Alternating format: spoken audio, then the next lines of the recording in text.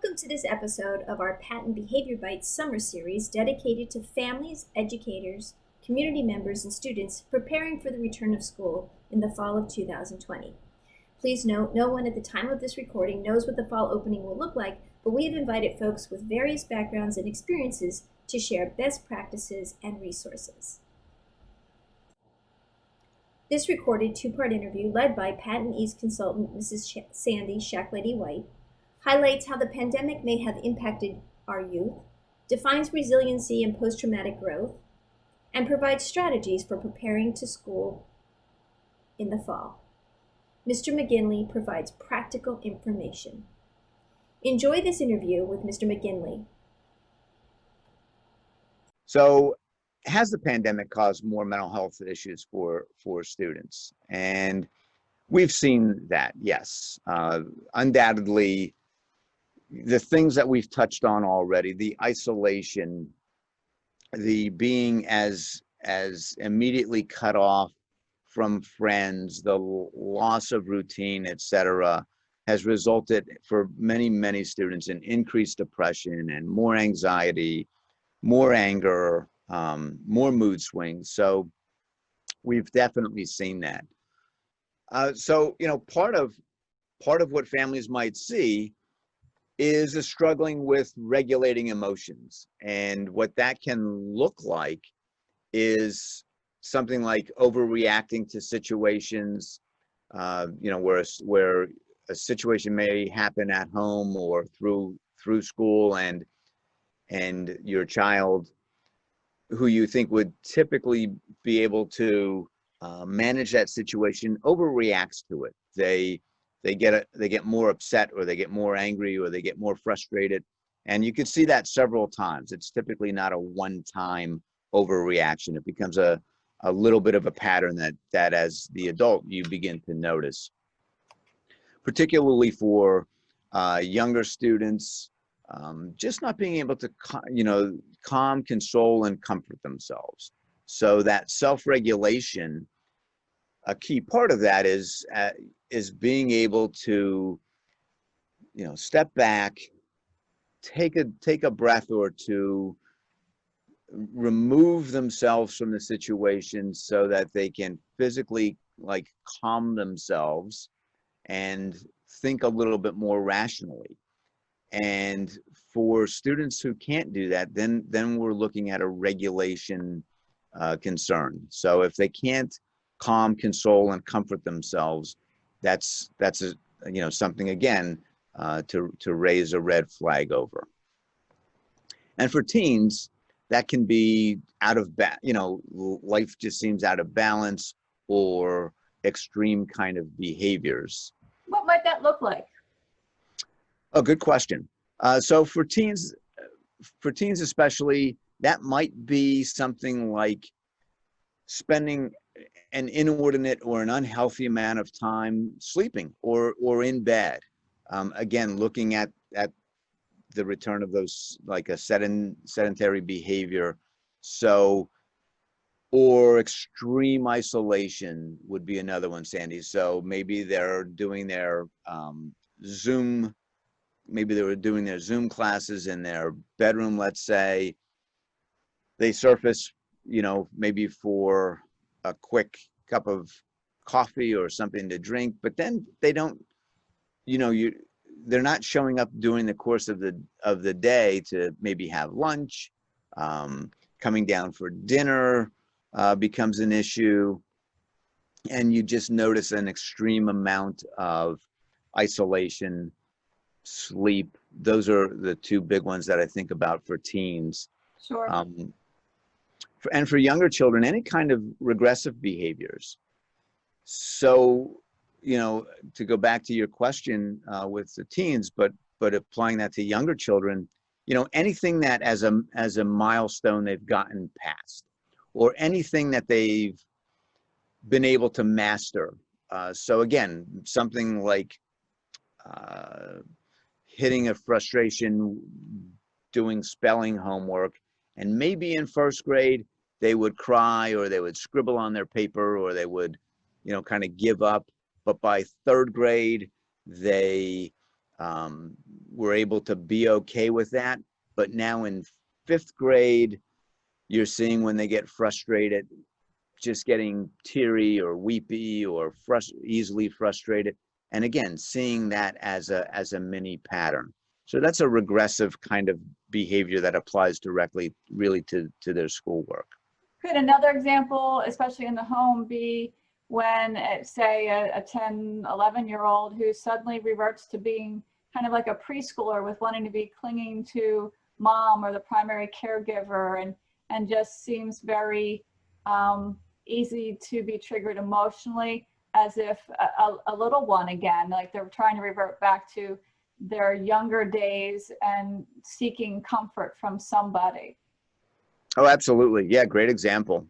Yeah, most definitely. That's a great example. And usually in those situations, what we see is that we see a breakdown in our typical healthy coping strategies. So things that worked are no longer working. And, you know, maybe they're trying 2 or 3 things and those aren't working either. So some typical coping strategies might be, you know, something like talking about how they feel or what their emotions are. A lot of younger people like just listening to music, you know, or going for a walk. You know, there are some general typical coping strategies that help students, you know, kind of self-regulate their emotions. And when those aren't working, then we're seeing a breakdown and you know, again, more of a reason for concern. So those coping strategies help in that resiliency that you were mentioning earlier. Exactly. That a lot of this, as we're talking, it comes together. You know, this doesn't happen in pieces or in a vacuum. It's all interconnected. So more along those lines, you know, has the pandemic caused more mental health problems? And we're seeing that, sure, a lot of students have lost their outlets and their supports.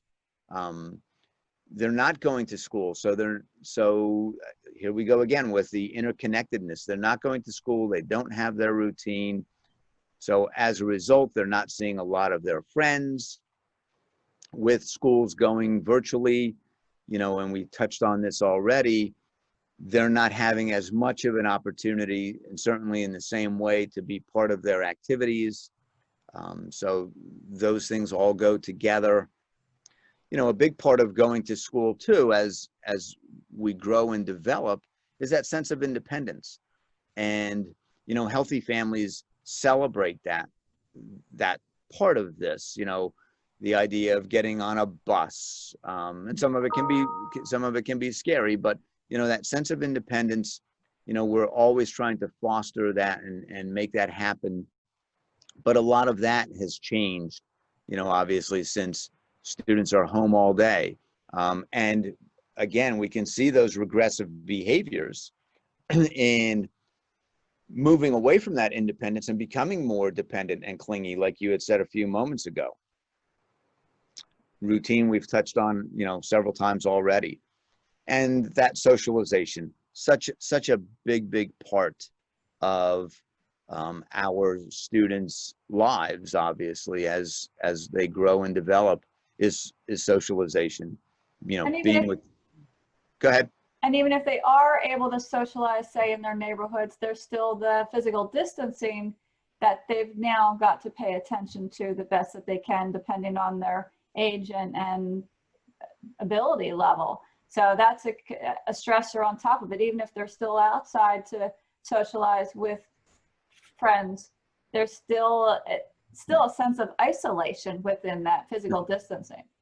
Yes, it is very, very different from what it typically is. Yeah, great point. Socializing has definitely changed.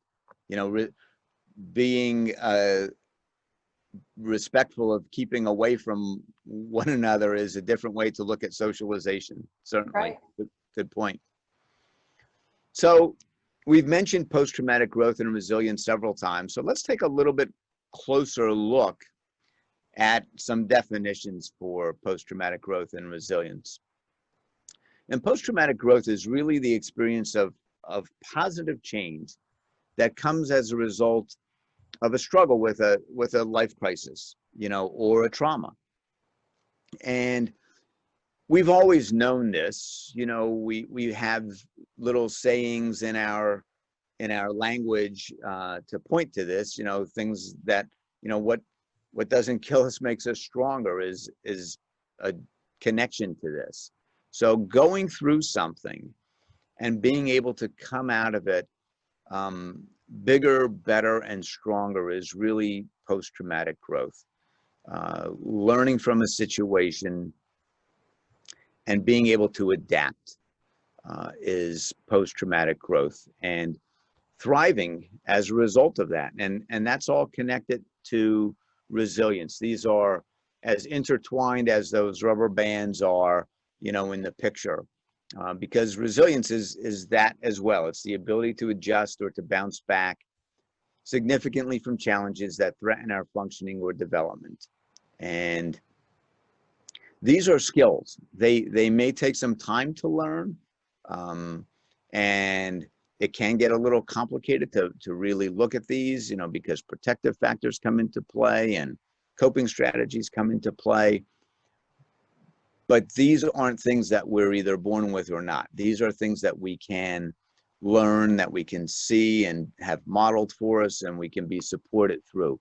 So these are key parts of moving forward when we face adversity, and not just surviving it, you know, but thriving as a result of it. So learning from those challenges and being patient with our youth. Oh, that's a great word. Yes. Yes, that patience is part of it. Absolutely. And we're going to touch on patience another time or so. So yeah, great point. So how do we support students who are struggling to return to school? And we're learning this. I mean, you know, I'm hoping that what we say today is going to be a little bit different than what people are saying 2 months from now, because we're going to be learning more. But what we do know we do know that support is a process and not an event. That we don't just do something one time as a show of support. It has to be ongoing. And it takes work. You know, it isn't something that just kind of happens. It takes work by the parent or the adult, and it takes work by the student. So it's a collaborative effort. That isn't just a one-time thing. It's an ongoing process.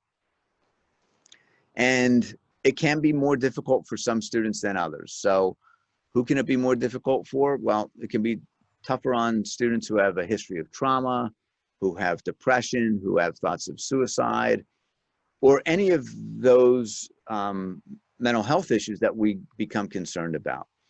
And we need to start with safety. None of this change and support can happen without safety. And really, when I mention safety, there are several different kinds of safety, but you know, physical safety is part of it, obviously. So for any change to take place, a student needs to feel physically safe, but social safety is important. Emotional safety is super important. You know, the ability to think, it's a healthy risk to let the adult in my life know how I'm feeling about this, and know that they're going to support me, that they're not going to put me down, that they're going to hear me, they're going to listen to me, they're going to validate what I say, they aren't going to judge what I say, and that I can feel safe, not just physically, but socially and emotionally in my experience. So it all starts with safety. And sometimes, and we'll touch on this a little bit too at the end, sometimes that means some additional help from an outside therapist or a counselor, that some professional help, some professional intervention, it might be needed. So, and that's okay. That's great. We're going to, like I said, we'll touch on some general resources. So helping students to actually return to school. And again, I go back to, I hope that this certainly isn't a full list, and this list is going to unfold as time goes on. But we need to be familiar as the adults with what this child's school is doing specifically in returning to school, including mental health supports. So knowing specifically, to pick up the phone and to call the school and to say, hey, I'm, Mr. and Mrs. So-and-so, and my son or daughter is, their name. They're anxious about returning to school. Last year, they would go to, whoever, the school counselor or the mental health specialist. Will that person be available this year? How do I access that person, or how does my son or daughter access that person? Here's what we did last year, and to be able to talk through, a fairly specific plan so that the student knows, okay, that support is still in place. Part of that is modeling, and we always need to model healthy behaviors as the adult. Still our biggest teaching tool, whether we're teachers or not. Modeling is still our biggest teaching tool. So modeling healthy behaviors. There's that word again, or those words, really, creating routine and safety at home. Change has to come out of safety. And part of that is having an open and non-judgmental communication, like I mentioned a few moments ago. So, if a child says, I'm feeling anxious about, school or returning to school, a judgmental response might be something like, that's not good for you. I wish they just wouldn't go back. So that's not helpful. Whereas an adult non-judgmental response might be something more like, I'm glad you can share that with me. I have trust that you can manage your feelings and that you've made progress with it, and maybe point out an example or two, and that I'm here to support you. And that's different than saying, I'll take care of it. You want to be able to point to the progress that a student or your child has made, let them know that you have trust in them being able to handle it and giving them evidence of that, and also letting them know that, hey, in the event that you need me, I'm here, but I'm not going to do all the work. You're capable of doing it. I have trust in you. So that would be a non-judgmental response. So I'm hearing you say, as your next line says, you're listening to the child, you're validating what they're saying, you're being authentic with them, but you're not judging them and saying, oh, that's a bad way to feel, or you shouldn't feel that way or do that, but letting them know that whatever they're experiencing is what they're experiencing, and it's okay, and that I, as your caregiver, hear you. Just listening can be as simple as that. Just listen to the youth as they share. Absolutely. That's a key word in there. And you nailed that as far as, just kind of wrapping that part up, to the validation is super important. You had used the word patience before. So practicing that patience, listening openly, and really, really listening, not judging, but listening openly. And part of the way that we can know that we're listening openly is to avoid the word but. That's oftentimes a word where the conversation pivots or changes. So I like to use, whenever possible, the word and not use the word but nearly as often. And I think that helps us become better listeners. So yeah, absolutely. So the avoiding the word but, validating, practicing patience, observing, and then putting us in a position to really, really listen openly. And that's all good modeling. Yep, great points. And I guess too, a parent or a caregiver needs to be aware of their own bodily sensations and emotions when interacting with their youth. and still taking at least a moment when their child comes to them and says, I hear you. And it may mean, can we talk even more so in a few minutes, or validating in the moment. But if you as a parent are struggling with something at that exact same time, you may not be able to listen openly and be as supportive as you could be if you took a 2-minute breather, or just took a moment to deep breathe yourself and bring yourself into the moment for the child. Great point. Absolutely. Yeah, this isn't easy. No. This, like we said earlier, this takes work, and that's part of that work.